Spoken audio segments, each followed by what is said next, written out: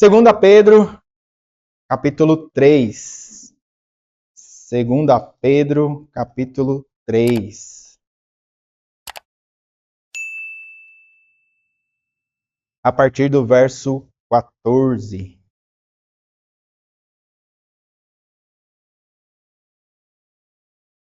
Segunda carta de Pedro, capítulo 3. 4 versos apenas, do verso 14 ao verso 18. Ouça com temor e tremor a palavra de Deus, que nos diz assim: Por esta razão, pois amados, esperando estas coisas, empenhai-vos por serdes achados por ele em paz, sem mácula e irrepreensíveis. E tende por salvação a longanimidade de nosso Senhor, como igualmente o nosso amado irmão Paulo vos escreveu, segundo a sabedoria que lhe foi dada, ao falar acerca destes assuntos, como de fato costuma fazer em todas as suas epístolas, nas quais há certas coisas difíceis de entender, que os ignorantes e instáveis deturpam, como também deturpam as demais escrituras, para a própria destruição deles. Vós, pois, amados, prevenidos como estáis de antemão, acautelai-vos, não suceda que, arrastados pelo erro destes insubordinados, descaiais da vossa própria firmeza.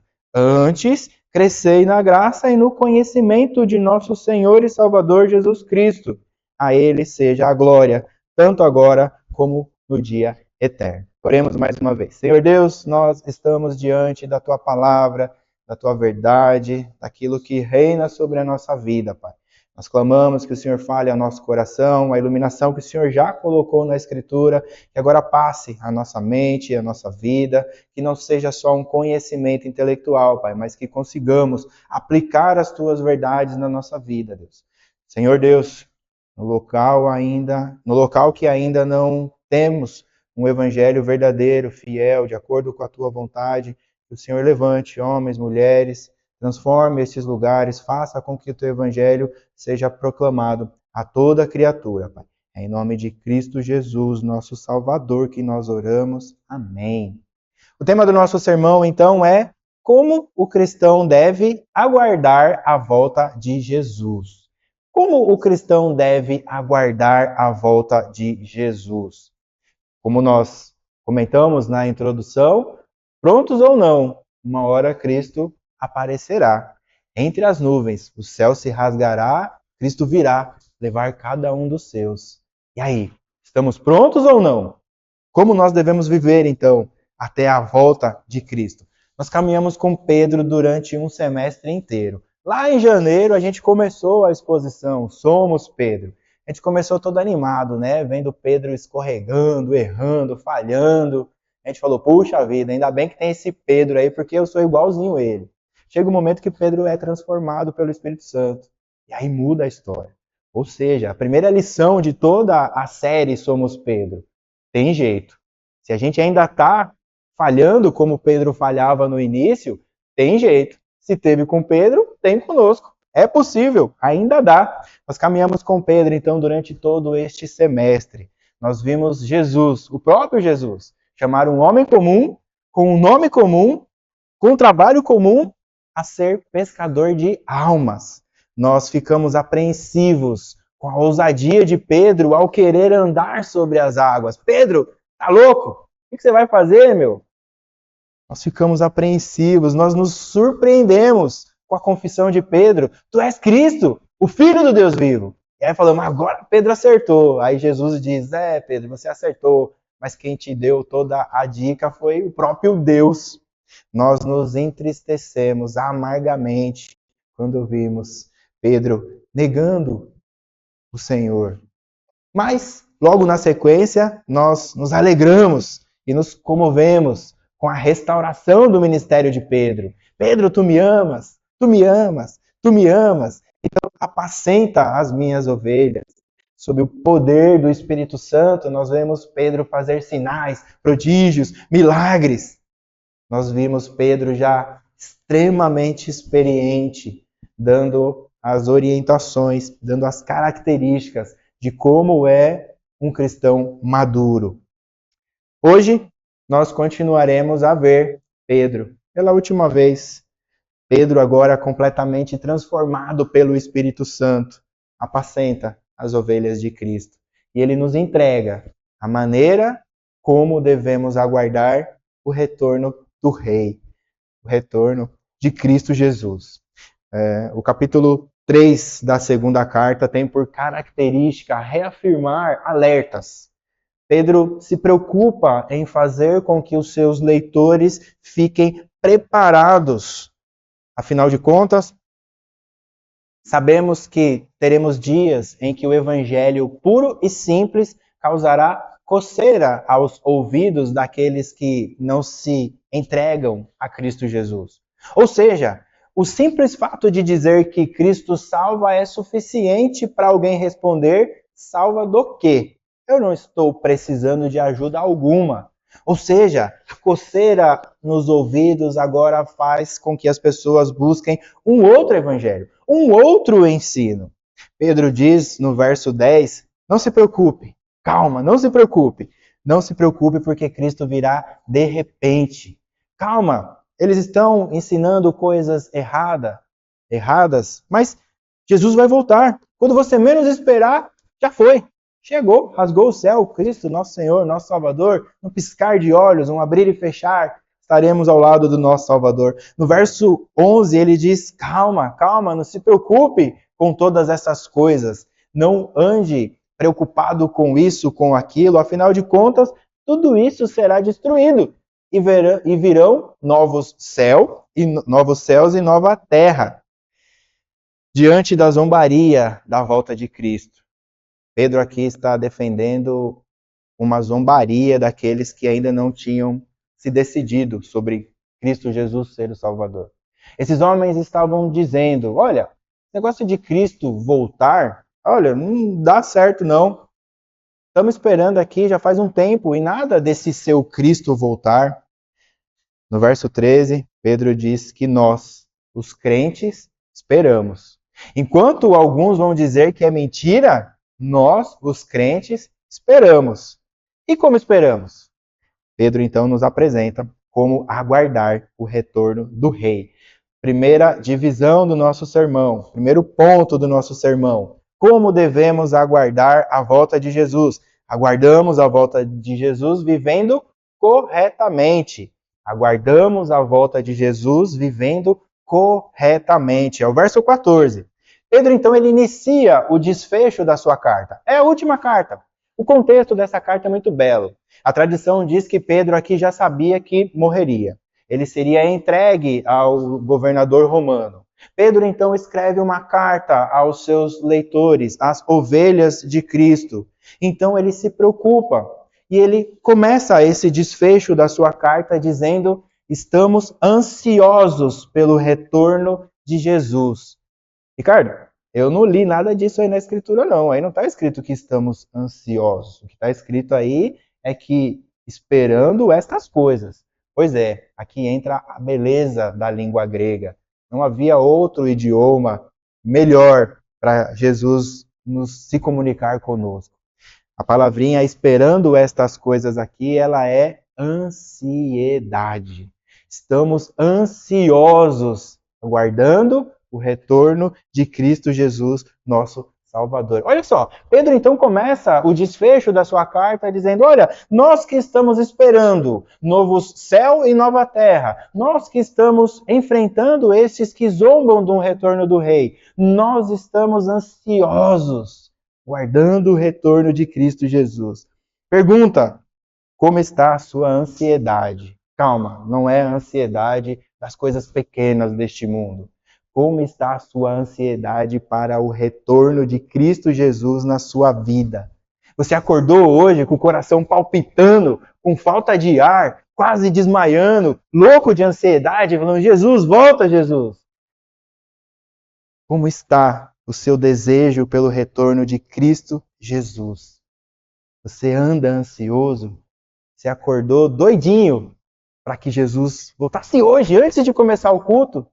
É assim que nós acordamos, é assim que nós vivemos. Durante a semana, aqui nos nossos encontros de estudo, nós falamos sobre não se amoldar ao presente século, não andar como o mundo anda. E no quesito ansiedade da volta de Cristo Jesus, a gente já perdeu faz muito tempo, porque nós nos amoldamos ao presente século. Infelizmente, muito provavelmente, muitos de nós nunca estivemos ansiosos pelo retorno de Cristo. O que deveria mover a nossa vida, talvez nunca tenha passado pela nossa vida, pela nossa mente. Nós já nos ansiamos com muitas coisas: doença, emprego, saúde, família. Mas e a volta de Cristo Jesus? A gente já entrou em desespero. Ô, Senhor, ainda não. Podia ser hoje. Podia ser hoje. Quando é que Cristo irá voltar? E como será quando Cristo voltar? Você já se pegou pensando nisso? Lembro, certa vez, o reverendo Jonatas falou que seria um dia sem nuvens. Eu não sei de onde ele tirou isso, mas todas as vezes que eu acordo e vejo um céu, é chamado de céu de brigadeiro, né? Um céu azulzinho, sem nuvem alguma. Eu falo, nossa, se fosse agora, ia ser muito bom, ia ser muito top, ia ser muito bom, sem nuvem alguma, ver o céu se rasgando, Cristo Jesus vindo, chamando todos os seus. Você anda ansioso para ver a criação não ser mais destruída? Você anda ansioso para não ver mais corrupção no coração dos homens? Você anda ansioso para não ver mais o sofrimento daqueles que você ama? Você anda ansioso pela volta de Cristo Jesus? Como eu disse, muito provavelmente isso talvez nunca tenha passado pela nossa cabeça. Pedro diz que nós deveríamos viver assim. Portanto, a partir de hoje, viva ansioso. Acorde de manhã com o coração palpitando. Vai ser hoje, eu creio que vai ser hoje, porque ele vai vir de repente. Por que não? Por que não hoje? Por que não agora? Que nós ansiemos por este dia, para que nós ansiemos pelo retorno do Rei. Enquanto isso, nós devemos viver corretamente. O texto diz que devemos ser encontrados sem mácula e irrepreensíveis. Sem mácula é a ideia de mancha. Irrepreensível é sem ter nada contra você. Difícil, né? Difícil. Quem já teve um nome associado ao Serasa sabe da dificuldade que é você recuperar a sua boa fama. Uma vez que o seu nome anda sujo na praça, é difícil renegociar a dívida, é difícil depois te venderem mais alguma coisa, é muito difícil recuperar a boa fama. Não encontrar uma mancha em nossa vida, portanto, é quase impossível. Afinal de contas, somos pecadores. Todos nós vamos, em algum momento, ofender alguém, machucar alguém. Nós vamos, nem que seja deixar de trabalhar como deveria, e pode ser na pequena coisa, sabe? Quando termina o almoço e você bate o ponto e depois vai escovar os dentes, você está escovando os dentes no horário que você deveria estar trabalhando. Ou seja, você está roubando o seu patrão, percebe? Como nas pequenas coisas nós criamos manchas, porque se você faz isso constantemente, em algum momento alguém vai dizer, ah, fulano lá tá louco, viu? Bate o ponto, ó, e vai fazer um monte de coisa, vai olhar e-mail, vai escovar os dentes, vai no banheiro. As pessoas estão olhando. Principalmente nos dias de hoje, em que nós vivemos um relativismo. Hoje em dia, nós ofendemos sem saber que estamos ofendendo. Uma ilustração para vocês entenderem o que eu estou dizendo. Uma colega do meu irmão, ela foi professora lá nos anos 80 e ela está aposentando. E ela ficou um tempo afastada, enfim, ela perdeu toda uma transição aí nas escolas. E agora ela voltou a trabalhar, se recuperou, está com a saúde restaurada. Falta 6 meses para ela se aposentar, ela então passou num concurso lá e voltou para trabalhar. E aí essa moça, professora raiz lá dos anos 80, chega ao término do intervalo das crianças, ela sai no corredor e age naturalmente como fazia nos anos 80, 90 e começo dos anos 2000. Acabou o intervalo, crianças. Uma fila de menino e uma fila de menina. Foi o suficiente. Acabou a vida dessa professora. Ela já não pode mais entrar dentro da escola, porque alguns se sentiram ofendidos por serem chamados de menino e de menina. Olha só que ponto chegamos. Ou seja, de fato, por vezes nós ofendemos e nem sabemos que estamos ofendendo alguém. Mas dá para a gente viver sem mancha irrepreensível. Quando nós pensamos na ideia de sem mancha e irrepreensível, e se nós voltarmos lá para o Antigo Testamento, o que isso simbolizava? Alguém sem mácula, irrepreensível. Estamos falando de sacrifício. Quando Pedro, então, escreve aos seus leitores, Pedro está dizendo que Cristo encontre vocês sem mancha e irrepreensíveis. Ou seja, quando nós voltamos para o Antigo Testamento, isso era uma característica de viver em sacrifício. O que Pedro está dizendo para nós é que é possível viver sem mancha e irrepreensível desde que nós nos sacrifiquemos. É possível, mas tem um preço para isso. Nós devemos viver em sacrifício. O corpo não é um templo? Então, entregue a sua vida em sacrifício. Não foi o que nós cantamos aqui hoje? Nós entregamos tudo a Ti, nós fazemos tudo em espírito e em verdade. Se sacrifique, irmão. Se sacrifique em oração, se sacrifique na leitura da Escritura, no serviço do reino. Seja um cristão onde você trabalha, seja um cristão na sua escola. Isso é viver em sacrifício. Vai machucar, vai incomodar, talvez você precise pagar um preço alto por isso. Mas é assim, senão não seria sacrifício. E aí, quando vierem as acusações, mas espera aí, tudo bem, ele não é perfeito. Ele fez isso, isso, isso. Ali eu vejo um verdadeiro cristão, alguém que se entrega. Pedro está alertando que Cristo vai voltar de repente. Já pensou? Cristo volta agora? E a gente inventando todas as desculpas. Senhor, me perdoa aí, eu não orei hoje por conta disso, disso, disso. Uma hora é louça, outra hora é ler, outra hora é sair, outra hora é resolver problema. E aí Cristo está ali, rasgou o céu e a gente se desculpando porque a gente não se sacrificou por ele. A ideia do retorno de Cristo, ela é muito bem lembrada na parábola do servo que espera o seu senhor.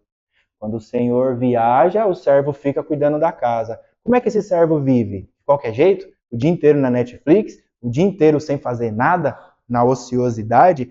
Não. Esse servo, ele cuida da casa. Ele deixa ela limpinha. Ele fica vigilante. Porque a qualquer hora, o dono da casa vai voltar. E se ele pegar a casa bagunçada, coisa boa pode não acontecer. O apóstolo Pedro diz, empenhai-vos para serem encontrados sem mancha e irrepreensíveis. A ideia de empenhar-vos aqui é a ideia de atividade. Veja bem, não é para esperarmos Cristo sentados, não é algo passivo, pelo contrário, é algo ativo. Nós devemos nos mover, nós devemos agir, nós devemos fazer meios de nos aproximarmos de Cristo Jesus. Essa espera, então, ela é ativa e ela é intensa. Empenhem-se em viver uma vida correta. O texto diz ainda que este esforço é para que sejamos encontrados em paz com Cristo. Em paz com Jesus. Se Jesus voltasse agora, neste exato momento, você estaria em paz com Ele? Para a gente refletir. Se a sua resposta for sim, glória a Deus. Glória a Deus, é isso que se espera de um cristão. Agora, se a sua resposta foi, talvez não, eu não estou tanto em paz assim com Cristo.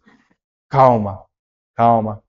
O bom é que Cristo ainda não voltou. E se ele ainda não voltou, ainda dá tempo. Pode ser estranho isso, né? Se você não está com paz, se você ainda não está em paz com Cristo, é motivo de alegria. Como assim é motivo de alegria? Eu não estou em paz com Cristo. Calma.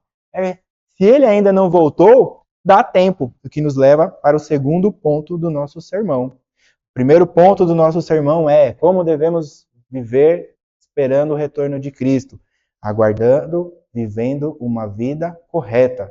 O segundo ponto, aguardamos Cristo vivendo pacientemente. Aguardamos Cristo vivendo pacientemente. Comecinho do verso 15, eu vou ler para a gente agora já está um pouco mais distante da primeira leitura do texto. O comecinho do verso 15. E tende por salvação a longanimidade do nosso Senhor. Palavrinha estranha para a gente, né? Longanimidade. Longanimidade é... Sabe quando a mãe vira para o filho e fala assim, se você fizer isso de novo, é isso que Deus está fazendo com a gente. Ele está sendo longânimo, ele está dando tempo. Tempo para quê? Tempo para juntar todos os eleitos. e tempo para a salvação. Compreenda que o fato de Jesus ainda não ter voltado é bênção. É bênção e isso é salvação. Salvação para quem? Salvação para todo aquele que ainda não se entregou a Cristo Jesus. Isso é momento de alegria. Os falsos mestres da época, eles estão alegando que tanto Pedro quanto os demais apóstolos e também os profetas, eles estavam mentindo. Eles estão dizendo o seguinte: olha, o meu bisavô morreu e Jesus não voltou. O meu avô morreu e Jesus não voltou. O meu pai morreu e Jesus não voltou. Eu estou quase indo também e nada desse Jesus voltar. Quer saber? Eu acho que vocês inventaram tudo isso. Esse negócio de profeta, apóstolo, ressurreição, vai voltar, ó, isso aí não tá com nada não. Olha o tanto de tempo que já passou e nada do céu rasgar e esse Cristo voltar. Fico imaginando Pedro nos primórdios. Já pensou ele enfrentando esses homens lá no começo, quando ele foi chamado a ser pescador de alma? Dos versos 5 ao verso 9, Pedro diz que Deus do nada fez tudo. Pedro está dizendo, Deus é o Criador de todas as coisas. No verso 10 tem a famosa frase, um dia para Deus é como 1000 anos. Ou seja, Pedro está dizendo, é o tempo de Deus. No tempo de Deus, todas as coisas foram feitas. No tempo de Deus, houve o dilúvio. No tempo de Deus, houve salvação. No tempo de Deus, Cristo vai voltar. E isso é glória para nós, é alegria. Não está perdido. Não está perdida a vida do teu filho, não está perdida a vida do teu pai, da tua irmã, do seu tio, daquele que você ama, aquele que ainda não se entregou a Cristo Jesus. O fato de Cristo ainda não ter voltado é motivo de alegria, é motivo de lutarmos, nos empenharmos, orarmos, jejuarmos por aqueles que ainda não se entregaram a Cristo Jesus, nosso Salvador. Se você tem alguma dificuldade, agora é o momento, a hora é agora, ele não voltou. Hoje de manhã ele não voltou, agora ele não voltou. Então, Deus, eu me entrego a Ti, eu reconheço Cristo Jesus como o meu Salvador. Se Cristo ainda não voltou, nós devemos nos alegrarmos, porque isso significa que ainda dá. Aqueles que nós amamos ainda não estão perdidos. É tempo, e o tempo é agora, é tempo de salvação. Aproveita, aproveita. Senhor, eu quero ser achado em paz contigo. Essa é a oração que nós devemos fazer. Tenha paciência. Tenha paciência. Se um dia você parou para estar ansioso pelo retorno de Cristo Jesus, você sabe que tem dias que bate o desespero. Nós somos falhos. Neste mundo nós passaremos por aflições. Tem dia que tá ruim mesmo. Tem dia que a gente acorda e fala, Senhor, por que comigo? Tem dia que a gente acorda e diz, Senhor, por que desse jeito? Tem dia que a gente levanta e diz, Senhor, por que com tal pessoa que eu amo tanto? No capítulo 1 desta mesma carta de Pedro, entre os versos 5 e 7, Pedro fala de algumas virtudes daqueles que são participantes da natureza divina. Uma virtude vai linkando a outra, até que chega numa última virtude. Pedro vai dizer que essa última virtude é o amor. No verso 3 do capítulo 1, ele diz que isso tem a ver com piedade. O que eu quero dizer é que, por mais que você passe pelo dia mal, mesmo quando você estiver naquele dia horrível, lembre-se que Cristo ainda não voltou. E mesmo no seu dia mal, você tem que ter alegria. E se Cristo ainda não voltou, é porque Cristo está querendo que outra pessoa, além de você, também seja salva. É belo isso, né? É belo. O verso 9 do capítulo 1 diz que quem vive desse jeito, só olhando para si, não enxerga o que está ao redor. Não tem um olhar piedoso. Pedro vai dizer que essas pessoas são cegas. Pedro está dizendo que essas pessoas só estão preocupadas com aquilo que está ao seu redor. Ou seja, quem vive desse jeito, triste no dia mau e não se alegre porque ainda Cristo não voltou, só quer saber de si mesmo. Essa é a grande verdade. A preocupação é só com ela mesma. Quando, na verdade, nós passamos por um dia mau, mas nós somos salvos. Nós sabemos que num piscar de olhos estaremos com Cristo Jesus, mas o nosso filho, a nossa mãe, o nosso sobrinho, nossa tia, aquele vizinho, o nosso amigo, e essa pessoa, se Cristo voltar, ele não tem o mesmo refrigério que nós temos. Então, mesmo no dia mau, se alegre, seja piedoso, aguarde a volta do rei com paciência. Sabe por quê? Porque além de você, tem mais gente na fila. E a gente não sabe quantos são. Nós devemos então aguardar o retorno de Cristo, porque o tempo de Deus é perfeito. Isso não significa que devemos viver de qualquer jeito. Não, nós precisamos estar alertas. E aí nós entramos no terceiro ponto do nosso sermão. Então, como devemos viver enquanto Cristo não retorna?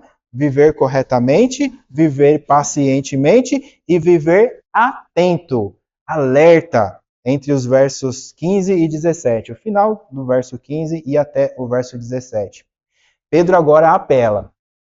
Quando eu li o texto na exposição do sermão, vocês viram que Pedro está dizendo, eu estou escrevendo essas coisas aqui, mas Paulo também escreve. Olha só, Pedro está se apoiando nas escrituras de Paulo. Fala, olha, tudo que eu estou falando sobre a volta de Cristo Jesus, vocês já ouviram isso. Porque vocês leram. E quando eu digo ler aqui, irmãos, a gente precisa entender como é que funcionava aqui a leitura das cartas nessa época. Paulo escreve várias das suas cartas e diz, olha, essas cartas aqui elas são para serem lidas para toda a igreja. E não só para uma igreja. Então as cartas do apóstolo Paulo, elas viajavam por todas as igrejas da época. Pedro escreve ali para aquela região que hoje nós conhecemos como Turquia.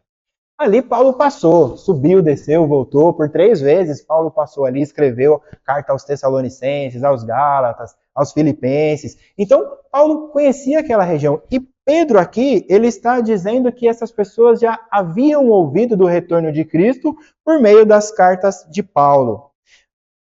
Algumas informações importantes nestes trechos da Escritura.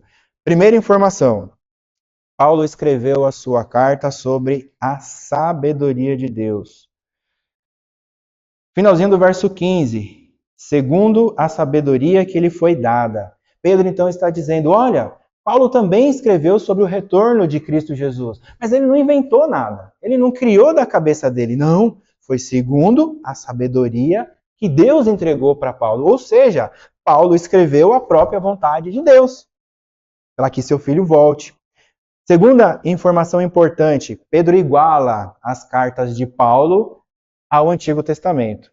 Quando nós lemos o verso 16, ao falar acerca desses assuntos, como de fato costuma fazer em todas as suas epístolas, nas quais há certas coisas difíceis de se entender, que os ignorantes e instáveis deturpam, como também deturpam as demais escrituras.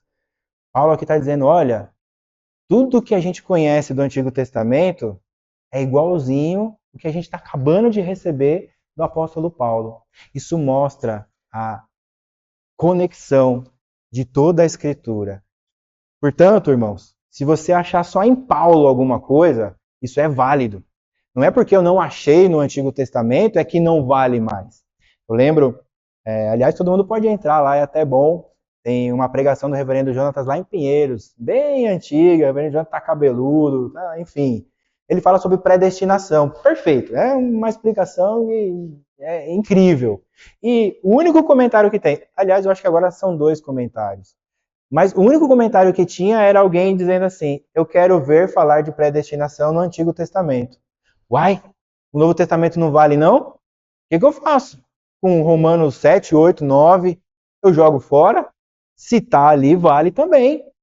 Não é porque não está em outro trecho da Escritura, ou que não foi outro apóstolo que disse que eu não consigo.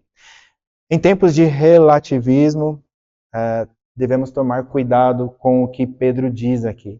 Pedro diz que algumas coisas que Paulo escreve é de difícil interpretação. Irmãos, hoje em dia, isso para aquele que é legalista ou para aquele que é liberal é um prato cheio. Olha, tá vendo? Nem eles se entendiam.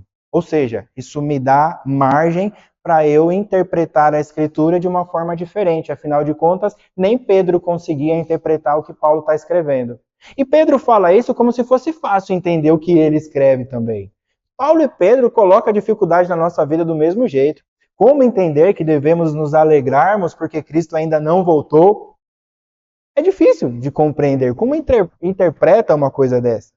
O verso 16 fala dos ignorantes e dos instáveis, deturpando não só as cartas de Paulo, mas também as Escrituras. A ideia de ignorante aqui é iletrados. São aqueles que estão falando sem o devido conhecimento. E a ideia de instável é instável mesmo. São aqueles que ainda não se decidiram, que estão pulando de religião para religião, meio que aceitaram Cristo, mas ainda estão presos ao judaísmo. Enfim, são pessoas que não estão preparadas para falar nem da volta de Cristo, nem do próprio Cristo.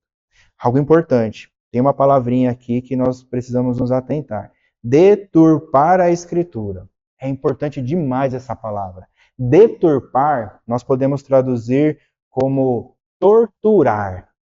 O que Pedro está dizendo aqui é que estes homens vinham e torturavam as pessoas com ideias falsas, com mentiras. Isso deve ser horrível. Vamos voltar para o contexto em que Pedro escreveu a primeira carta dele? Contexto de perseguição, lembra? Nós falamos os crentes perdendo familiares, perdendo bens, tendo que sair correndo das suas casas. E aí você está passando por toda a dificuldade. Você tem uma esperança. Cristo Jesus há de voltar. E aí vem um falso mestre e diz, cara, esquece. Esse negócio de Cristo voltar aí, né? Não. Percebe que isso chega a ser de fato uma tortura? Quando nós trazemos para os dias atuais, quantas falsas igrejas e falsos mestres torturam os seus ouvintes com falsos ensinos. Ah, não, Cristo não salva não, tem que ser Cristo e tem que dizimar. Não, Cristo não salva sozinho não, tem que ser Cristo e estar na igreja tal. Não, tem que ser Cristo e se vestir de tal maneira. Cristo é suficiente, seja da maneira que nós estivermos. Cristo é suficiente para a nossa salvação. Qualquer coisa diferente disso é tortura, porque vai fazer com que nós carreguemos um peso que não é para nós carregarmos. Então, é a ideia de torturar. Para que estes homens estavam torturando os leitores de Pedro? Manipulá-los, enganá-los e afastá-los da verdadeira promessa da volta de Cristo. Mas Pedro, ele é duro com estes. Pedro diz que eles fazem isso para a sua própria destruição. Pedro parou um pouquinho para falar de Paulo, mas no verso 17 ele volta ao raciocínio. Depois de falar então que estes homens estão torturando os ouvintes, distorcendo as cartas de Paulo, Pedro alerta: vós estão sabendo de todas essas coisas. Portanto, não caiam na armadilha dos falsos mestres e descaiam da sua firmeza. Pedro então retoma o raciocínio e diz, olha, vocês já estão alertas, vocês já sabem que virão falsos mestres, vocês já sabem que virão falsos ensinos, então cuidado para que vocês não descaiam da sua firmeza. O reverendo Hernandes Dias Lopes, ele comentando este trecho da Escritura, ele fala que essa ideia de firmeza, e é uma palavrinha grega também que tem uma interpretação bem interessante, é a ideia de firmeza e constância. E aí ele fala que é como se fosse a posição dos planetas no universo. Eles estão firmes e constantes. É a ideia do Sol sempre nascer e se pôr. Hoje o Sol nasceu e vai se pôr. Ontem o Sol nasceu e vai se pôr. Amanhã o Sol nasceu e vai se pôr. Firme, constante. Todos os dias está lá ele, nascendo e se pondo, nascendo e se pondo. Pedro, e ele entende bem do que ele está falando. Pedro aqui está preocupado com essas pessoas. Nós estamos falando aqui com crentes já maduros. Pedro está escrevendo para crentes que já suportam bem o peso de ser cristão. Pedro então se lembra de quando ele mesmo foi tentado. Lembra quando Pedro sugeriu que Cristo não se entregasse à cruz? E Cristo diz, arreda daqui, Satanás. Então, Pedro entende que mesmo na firmeza do crente, mesmo lá do auge dos seus 30 anos de evangelho, ainda assim é possível que nós caiamos nas mentiras, nas armadilhas dos falsos mestres e dos falsos ensinos. Nós precisamos tomar cuidado, porque todos nós estamos sujeitos a cairmos neste engano. E como é que eu me preparo, então, para eu não ser enganado pelos falsos mestres? Como é que eu vivo em estado de atenção? Último ponto do nosso sermão e também já a aplicação cristocêntrica para a nossa vida. Como o cristão vive aguardando o retorno de Jesus, Nós vivemos aguardando o retorno de Jesus, vivendo na graça e no conhecimento. Nós aguardamos o retorno de Jesus, vivendo na graça e no conhecimento. O verso 18 é um único verso. Vamos lê-lo. Antes, crescei na graça e no conhecimento de nosso Senhor e Salvador Jesus Cristo. A Ele seja a glória, tanto agora como no dia eterno. Qual é a única maneira de não aceitar um falso ensino? Qual a única maneira de negar um ensino falso? Só tem uma maneira. E essa maneira eu aprendi quando eu contava dinheiro. Teve uma época na minha vida em que eu contava dinheiro. Era bastante dinheiro. Trabalhava numa empresa de ônibus e chegava muito dinheiro lá. Qual era o problema? Muito dinheiro falso. Chegava muito dinheiro falso lá. E constantemente a empresa pagava treinamento para a gente identificar um dinheiro falso. Qual era o problema? Que a gente aprendia a identificar um dinheiro falso, só que na outra semana, o pessoal que falsificava dinheiro já tinha melhorado. Já tinha um outro dinheiro que era melhor que aquele e era mais difícil de achar. E isso foi por anos, investindo tempo, dinheiro, desgaste, porque quando a gente pegava uma nota falsa, a gente tinha que pagar do bolso. Terrível. Toda vez a gente tinha que estar atualizando. Até que um dia alguém teve uma ideia brilhante. Pera, em vez de ensinar esses meninos a identificarem o dinheiro falso, vamos ensinar eles a identificar o dinheiro verdadeiro? Porque qualquer coisa diferente do dinheiro verdadeiro é falso. Acabou o problema. Foi quando chegaram essas notas novas. E aí olhava contra a luz e via os 50, e olhava no olho da onça e via o peixe. Acabou, gente. Acabou. Então qual é a maneira de não cair em falso ensino? Conhecendo o ensino verdadeiro. E como a gente faz isso? Viva no conhecimento. Estude a palavra de Deus. Ore, peça iluminação. Pedro está dizendo que é difícil. A gente sabe que é difícil. Eu, dando aula para vocês aqui, falei, eu nem me aproximo de Romanos, tenho medo de Romanos. Vou ter que me preparar muito para pregar Romanos aqui um dia. É difícil, é complicado. E aí quando o negócio parece que é óbvio, é difícil aplicar para a nossa vida. Às vezes a lei está clara lá. Mas é quando a gente traz para a nossa vida, a gente fica, puxa vida, mas isso hoje, como é que funciona? Porque a escritura está distante e ao mesmo tempo ela é atual. Então, viva no conhecimento verdadeiro. Mas Pedro, ele não está só dizendo que não é para se entregar ao falso ensino. Ele não está dizendo que é só aprender o ensino verdadeiro. Ele está dizendo que você tem que fazer isso constantemente.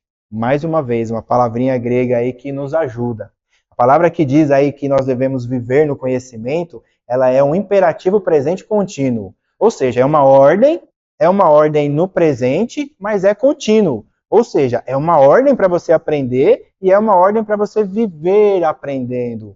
Até quando a gente deve participar da escola bíblica dominical? Até Cristo voltar. Quando Cristo voltar, está todo mundo livre da IBD, não precisa vir mais ninguém.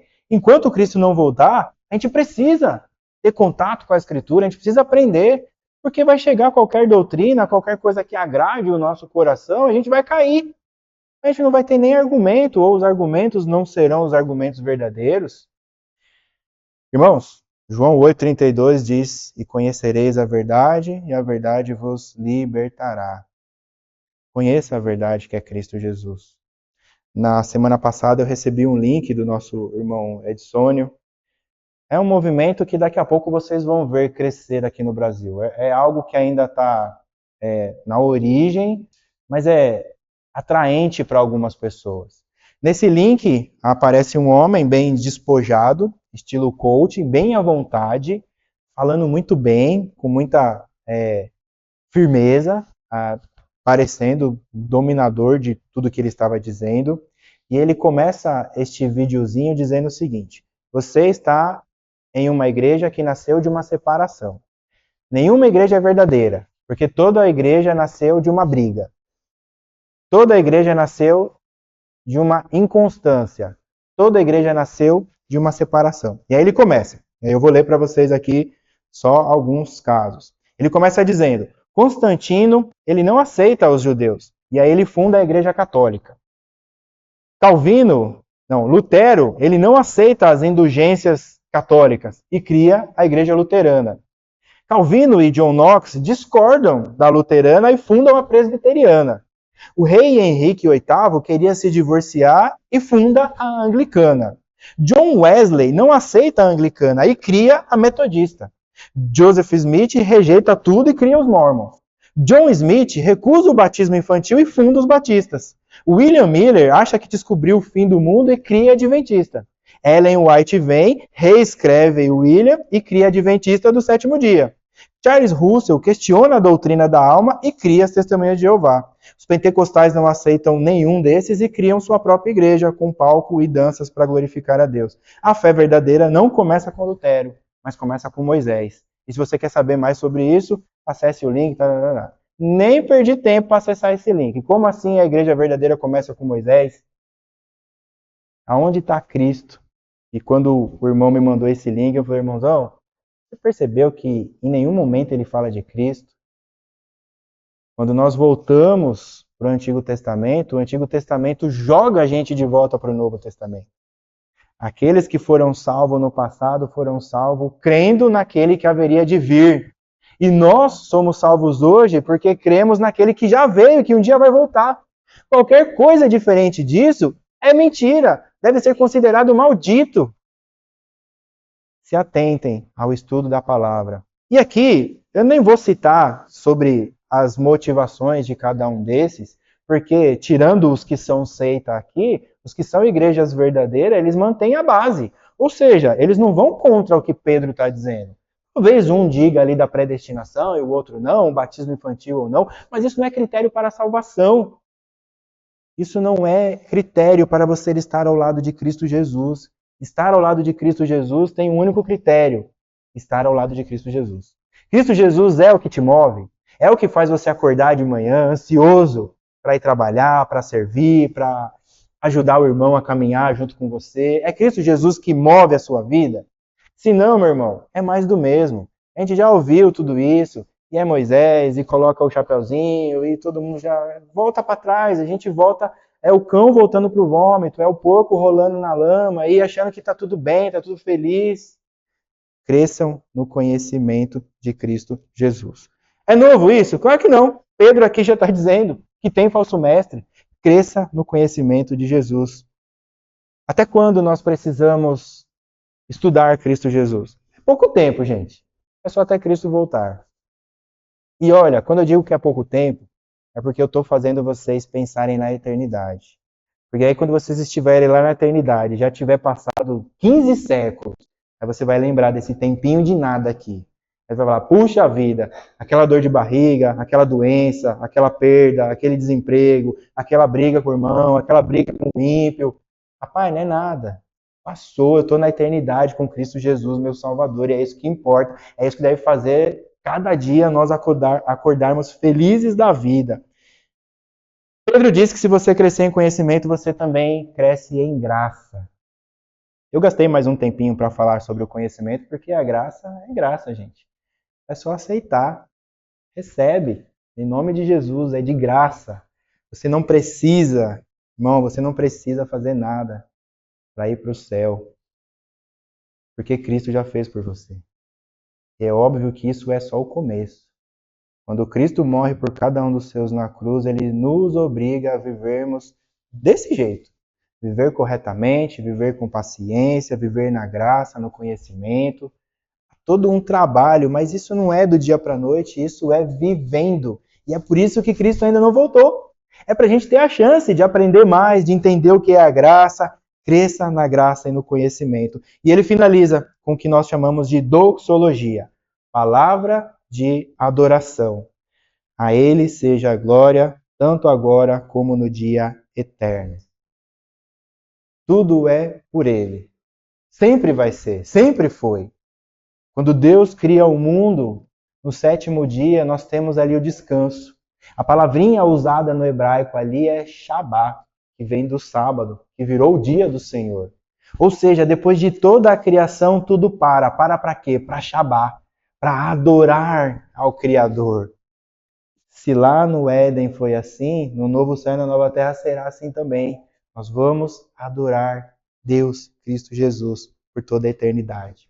Irmãos, hoje nós vimos que devemos aguardar o retorno de Cristo vivendo corretamente, nós vimos que devemos aguardar o retorno de Cristo vivendo pacientemente. Nós vemos que devemos aguardar o retorno de Cristo atentos, e devemos aguardar o retorno de Cristo crescendo na graça e no conhecimento. Nós finalizamos a série de sermões Somos Pedro.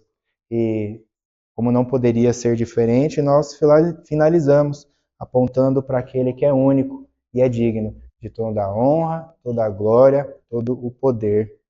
Cristo é o Cordeiro sem mancha, sem mácula, irrepreensível. Cristo é a nossa liberdade. Cristo é cheio de graça e de verdade. Aquele que vem é o mesmo que já veio. Aquele que vem é o que morreu por mim e por você no alto da cruz. Aquele que vem é o que sofreu no nosso lugar.